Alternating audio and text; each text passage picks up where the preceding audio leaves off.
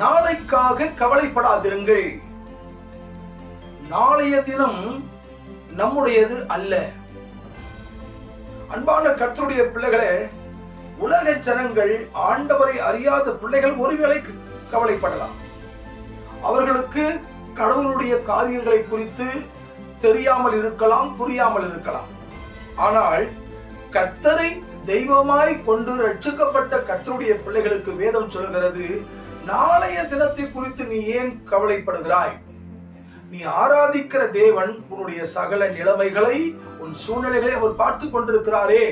உனக்கு என்ன தேவை என்பதை அவர் அறிந்திருக்கிறாரே. இப்பேற்பட்ட மகத்துவம் உள்ள ஆண்டவர் உன்னை போஷிப்பதற்கு, உன்னை உடுத்துவதற்கு, உன்னை நடத்துவதற்கு அவர் ஆயத்தமாய் இருக்கும் பொழுது ஏன் நீ கலங்குகிறாய்? கர்த்தருடைய பிள்ளையே, நீ எதை குறித்தும் கலங்காதே.